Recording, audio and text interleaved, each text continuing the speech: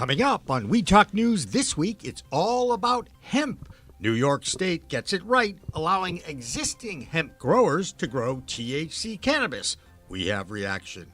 The U.S. Department of Agriculture releases their annual hemp report, and the harvest reaches over $800 million.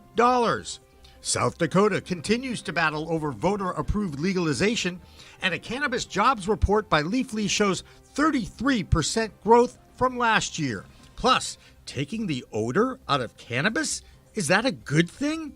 On We Talk News, next. Pro Cannabis Media Programming and PCM TV is supported by Revolutionary Clinics, Massachusetts' #1 medical dispensary where the patient comes first, and by Salient Systems for Video Surveillance. You've got regulations, Salient has solutions for your security needs. And by Accounting Buds, your #1 CPA specialist for the cannabis industry. We are Pro Cannabis Media.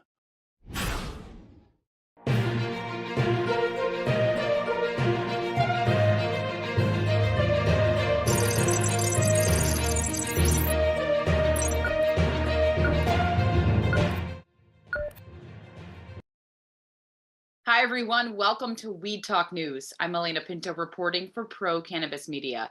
This week's top story comes from the Empire State, where opportunities are growing for farmers. New York lawmakers have approved a bill to provide temporary and conditional licenses to many hemp farmers in the state and would allow them to switch their operational focus to THC cannabis. Previously, vertically integrated MSO companies were the only ones given licenses to grow cannabis. Alan Gandelman of the New York Growers Association says this will help the recreational market start thriving, but there's still a long way to go. I mean, this was truly the smartest thing the state cannabis office could have done in terms of building supply chain.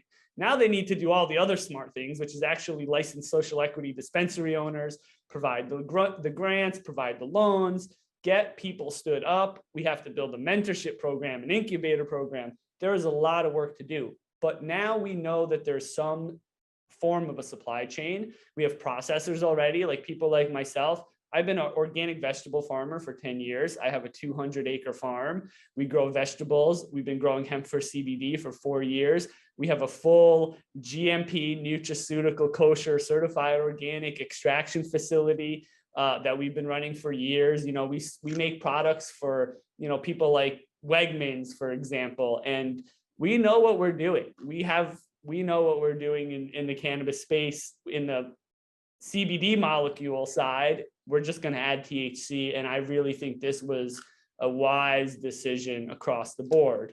Now we need to add more licenses. We need to add social equity licenses. We need to build mentorship. But in the basic facts of not having a shortage, I mean, in the first few months, which is what all the states experience, and having something that people want and is affordable and is done by small businesses and not just like the few, MSOs, I think it's a fantastic opportunity. And now we have to deliver.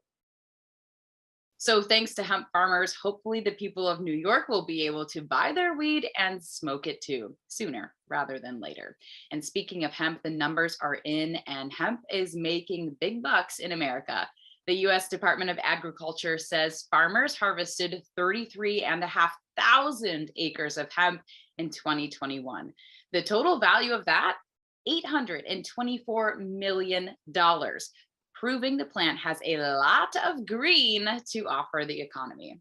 Be sure to tune in Friday to Green Rush Live, where our own Jimmy Young will chat with Terry Booth, the CEO of Audacious, a next generation MSO growing the cannabis industry from the ground up. Plus, several others will be there too to keep talking about hemp. But for now, let's check in with Deborah Borchardt for this week's Green Market Report. I'm Deborah Borchardt, and this is your business update from the Green Market Report. Earnings season got off to a strong start this week. Weedmaps announced its revenue for the fourth quarter increased to $54 million, and that beat analyst estimates.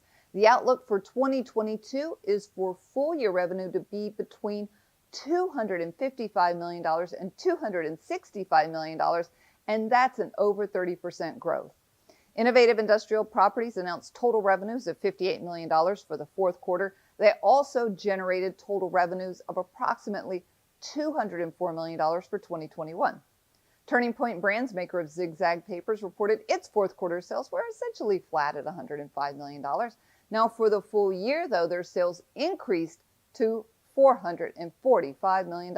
Really, the only big disappointment in earnings this week came from Kronos Group. They said that their third quarter revenue dropped by 80% to $20 million.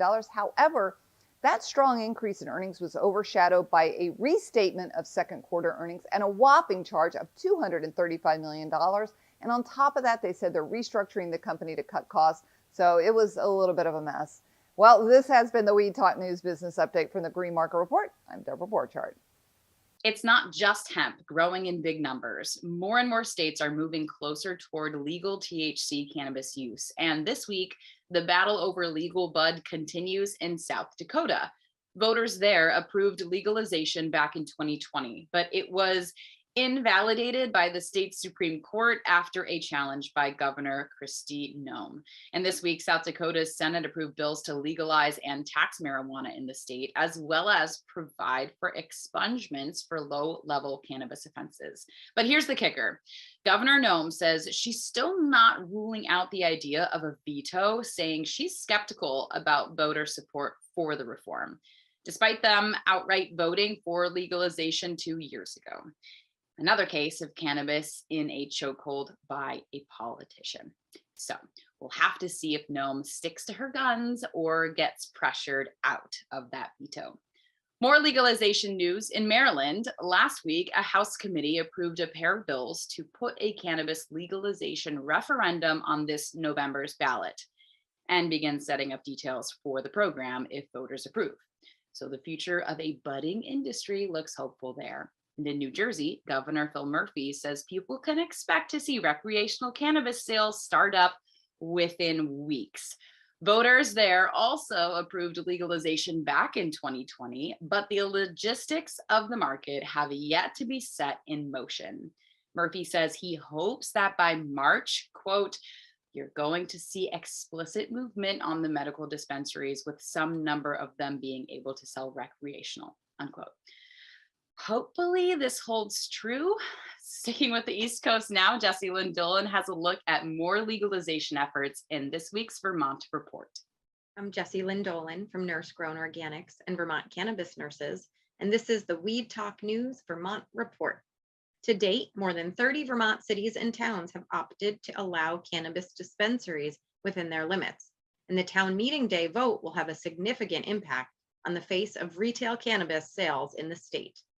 Town meeting day is March 1st, and cannabis advocates and entrepreneurs across the state are in a final push to ensure retail sales will be considered and voted on in their communities. Vermontawana's Ski Days continues this weekend at Smuggler's Notch, and they're planning a meetup at Magic Mountain on March 27th.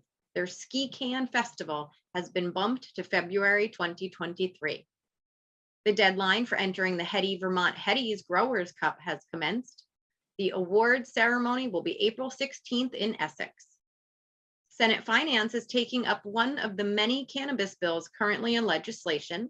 This bill would set fees for cannabis establishments and the Vermont Medical Cannabis Program.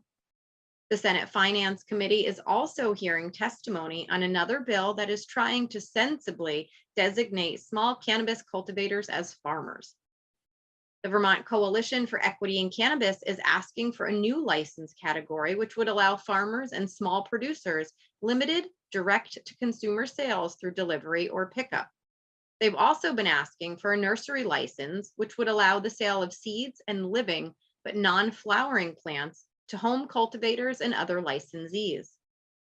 The Cannabis Control Board had 2 meetings for public comment on Rules 3 and 4 this past week, as well as the 3rd event in their Social Equity and Economic Empowerment Networking Series. This meeting on navigating financing a cannabis business featured a question and answer with Cannabis Control Board Chair James Pepper on the upcoming pre-qualification period. That's the Vermont Report for Weed Talk News. I'm Vermont's cannabis nurse, Jessie Lynn Dolan. Adult use cannabis markets in the US and Canada remain the most prominent regions globally for cannabis sales. But new reports show that Israel, Australia, and Germany's markets will develop considerably over the next few years, possibly giving those markets a run for their money. Weed only continues to grow on the global scale. And with that, we want to check in with Stephen Arthur George for this week's European report. I'm Stephen Arthur George with SAG Services in Lisbon, Portugal. This is the European Cannabis Report for Weed Talk News. Cannabis reimbursements continue to increase in Germany. In the first 9 months of 2021, 130 million euros of medical cannabis reimbursements were registered. This does not even take into account the private insurance reimbursements. And on top of that, there's also a large amount of patients who are paying out of pocket with no reimbursement whatsoever. Down in South Africa, they're not talking about millions, but about billions. There's been a lot of support recently from the South African president. And the South African premier recently announced a $3 billion project. The government sees a huge economic opportunity and wants to move forward. Up in the UK, or near the UK, the Isle of Man is open to cannabis cultivation. The self-governing nation is welcoming applications for cannabis projects. A €100 million project has already been presented. Like South Africa, they clearly see the economic opportunity with medical cannabis and want to move forward. That's the European Cannabis Report. I'm Stephen Arthur George with SAG Services, reporting for Weed Talk News. Back in the US, Leafly's annual legal cannabis jobs report is out, and job rates are as high as customers.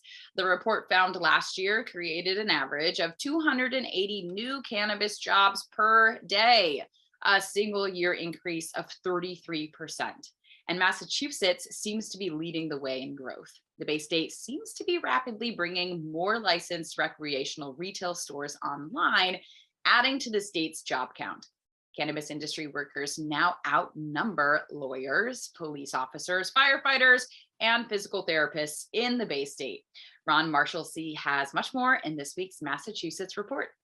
I'm Ron Marshalsea with the Massachusetts Cannabis Report for Weed Talk News. Earlier this week, I was able to stop by the open house of the brand new ACS dispensary located in Hull. And while I was there, I was able to talk with ACS President and CEO Stephen Werther about finally having a location days away from a grand opening.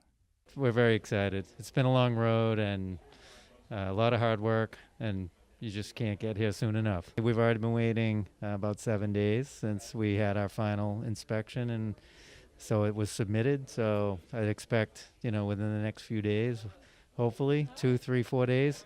And then there's a small 3-day waiting period, apparently. So I'd like to think within the next week we'll be able to get open. Stephen and the rest of the ACS team are just waiting for that final letter saying they can commence operations.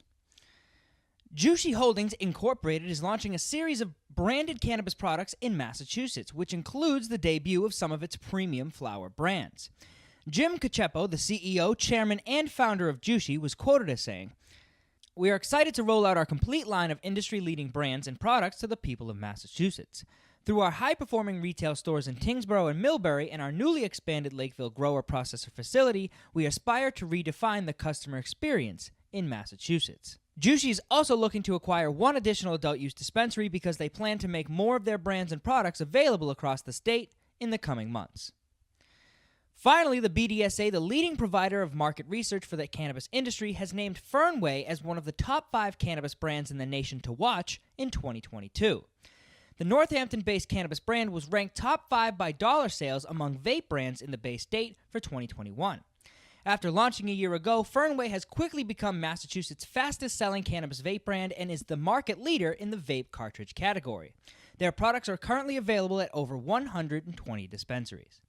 That's this week's Massachusetts Cannabis Report. For Weed Talk News, I'm Ron Marshalsea.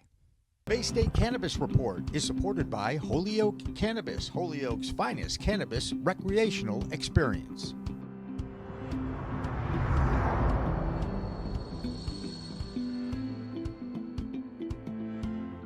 While California has been the heart of cannabis for quite some time, it's only just now that the state as a whole is considering cutting weed from the list of workplace drug testing requirements. If passed, Measure AB 2188 would end discrimination based on drug testing for cannabis metabolites across the entire Golden State. Christopher Smith has more in this week's California Report. Greetings from the left coast. This is the California Roundup for Weed Talk News.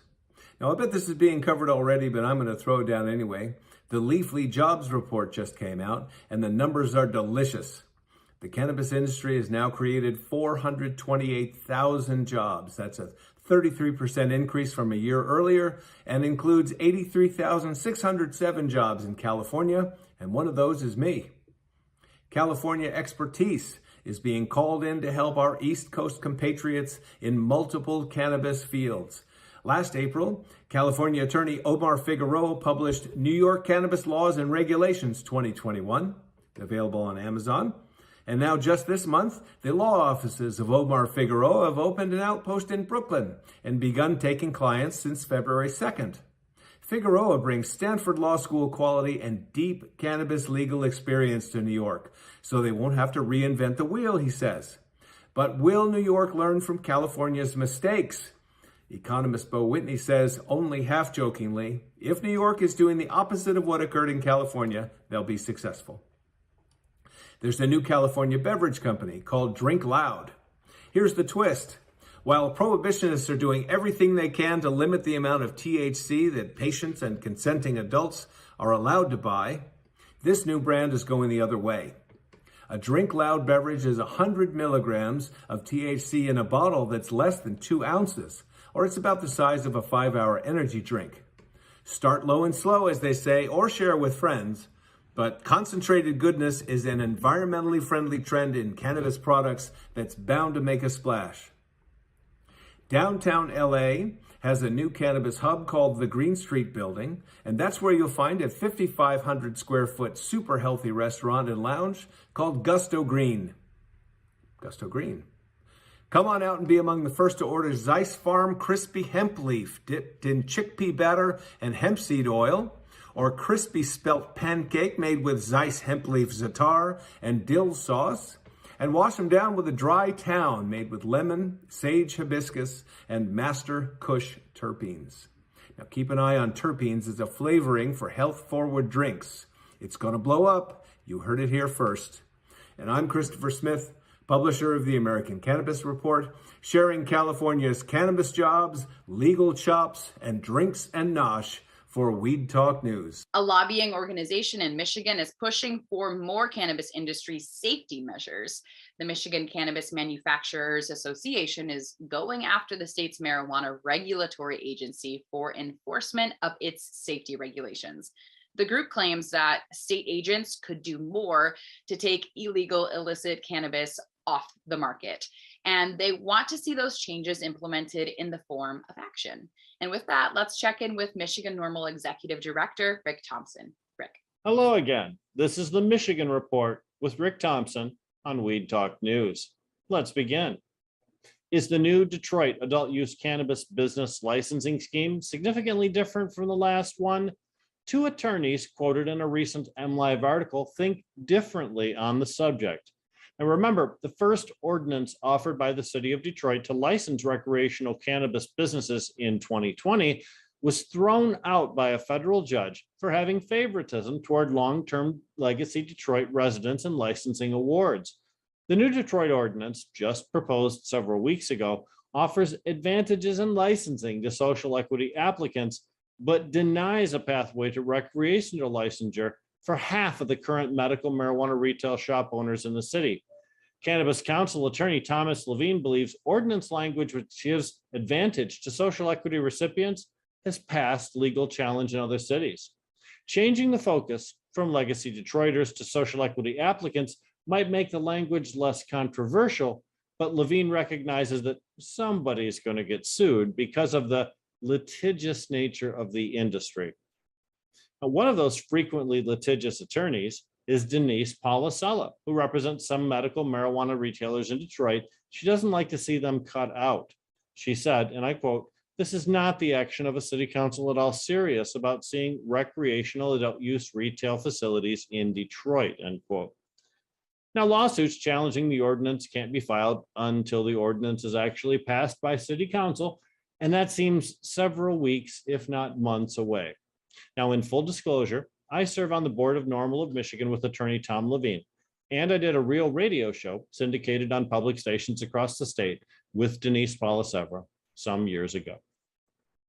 Muskegon claims to have earned $290,000 in marijuana excise tax and licensing fees from their cannabis industry in 2021, and they've announced how they're spending it. $40,000 goes towards social equity, and $250,000 gets dumped into the general fund. Yep, that $250,000 general fund dump does more than pay for the city's licensing and inspection of cannabis facilities. But the $40,000 is being chewed up in individual programs, including $13,700 for marijuana educational displays on city-owned message boards and 5,000 cannabis storage bags with locks. Not exactly sure how most of us define social equity, but they are also sponsoring 5 different grant programs for cannabis license applicants who've had low-level cannabis convictions on their records. Now, the University of Michigan's C.S. Mott Children's Hospital is out with a new nationwide survey about American parents and their attitude towards CBD products. The poll surveyed 2,000 parents with a child between the ages of 3 and 18. Now, 1/3 of respondents said they didn't even know CBD was available for kids. 46% said they kind of knew about it, and only 3% knew a lot about CBD in children. 71% of respondents had never used a CBD product, and only 5% used them regularly. 73% would consider using a CBD product if all else had failed, but 74% still think you should be required to have a doctor's prescription before pediatric CBD use, and 83% think CBD should be regulated by the FDA. Now, it's important to note that 35% of all respondents believe taking CBD is exactly the same thing as using high-potency cannabis products. You can find those results on mottpoll.org's website. Tribal entities in Michigan who've had cannabis facilities on their sovereign lands may have a legal pathway to participate in the regulated cannabis market if a new bill becomes law. When we drafted the language of the 2018 legalization ballot proposal, we didn't include tribal entities because we believed we lacked the authority to compel the tribes to participate. Well, we were right, but the Michigan legislature's proposal gives an opt-in to the regulated adult use market if entities wish. Currently, those cannabis retailers on sovereign tribal lands can't buy cannabis from Michigan's cultivators and processors, so they either grow their own or purchase from medical cannabis caregivers. Tribal entities opting into the agreement would still have to collect and report that 10% excise tax on cannabis sales like the rest of the state does, and would also have to use the metric track and trace system. But one of the state's most active participants in the tribal cannabis industry, the Bay Mills Group, said through their spokesman, Whitney Gravel, that they welcome the chance to work with the state. She described it as extremely grateful and appreciated the progress after being, quote, blocked out of the regulated market for the past 4 years, end quote. Now, that bill was supposed to have a first hearing this week, but it was pulled for some technical fixes, but is expected to receive a first reading next week. And that's it for the Michigan Report with Rick Thompson on Weed Talk News. Lawmakers in Missouri may be sweating their efforts to legalize adult use cannabis.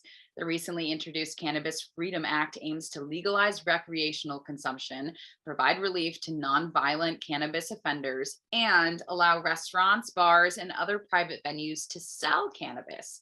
But this week, Representative Richard Brown said he remains skeptical of the state legislature's willingness to pass such a progressive move on pot.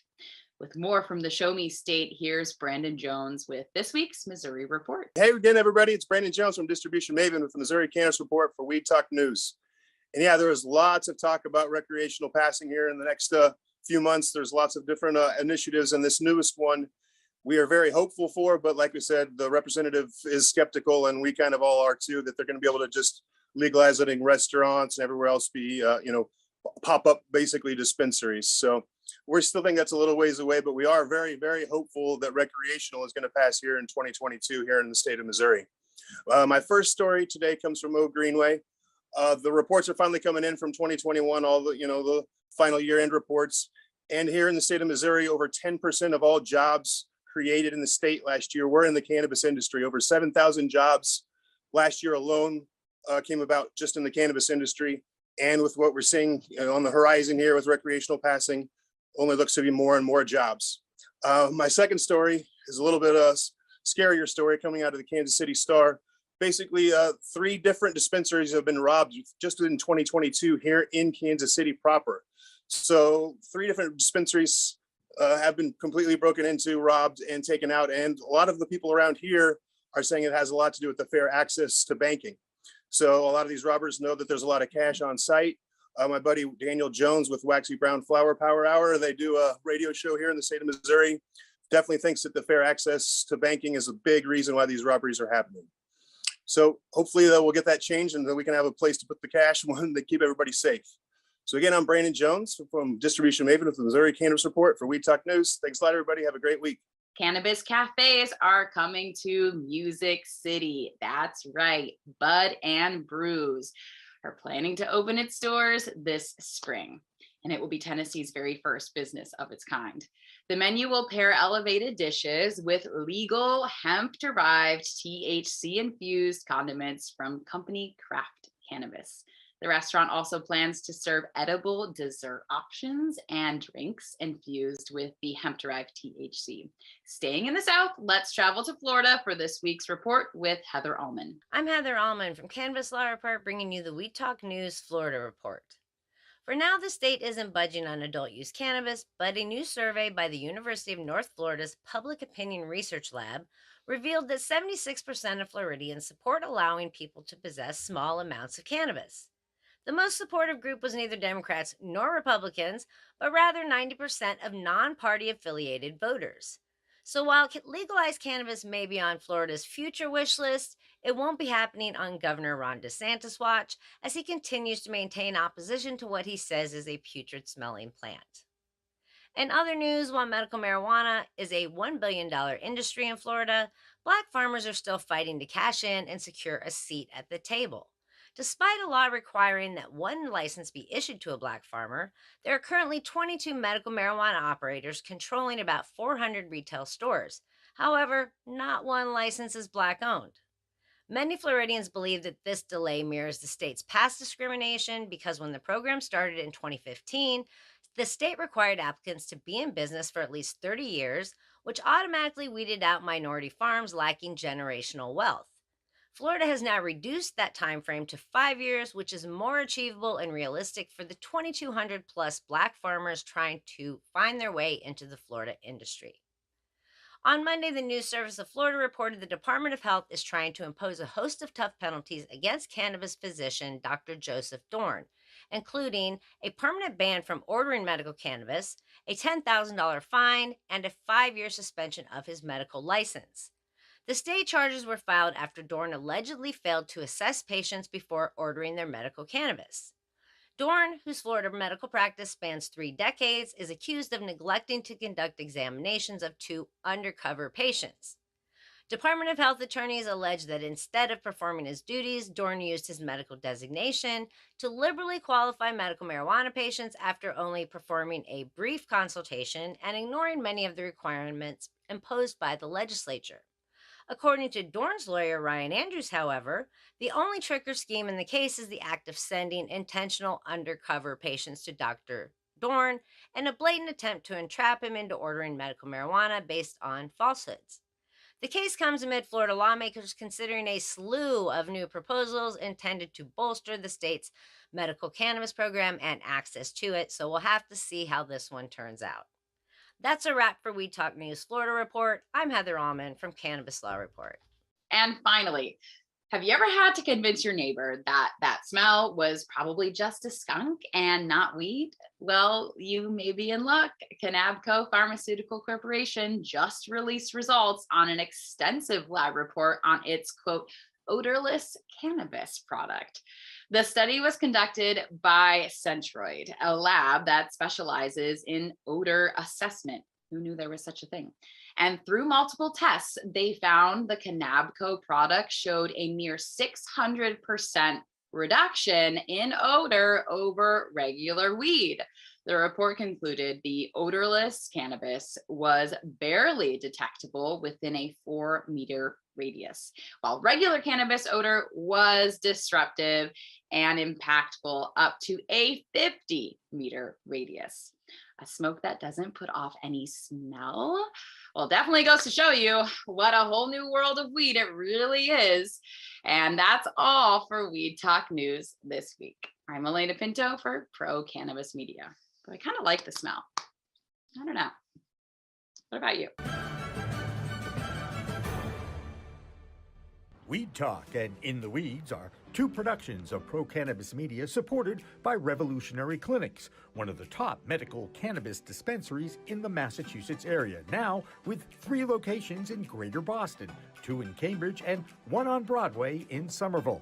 Rev Clinics has a patient-first mission. They will customize your needs as a medical patient with the proper titration and combination of strains, flavors, and products. Rev Clinics, where the patient comes first.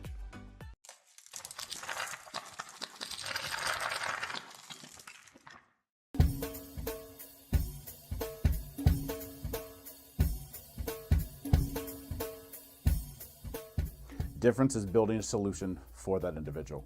Not just a custom, here's a box, here's a video, here's how you make your VMS. We custom design and custom build every situation for exactly what the customer needs. And we keep the cost low. We have multiple tiers, as far as what you're looking at on the cost side of things. If you want a one-time, where you just pay one initial cost, we have that. If you want to maintain your system and have the highest protection and highest capabilities and highest upgrades at all times, we have different plans for you. But we scale it so it's scalable and affordable 100%.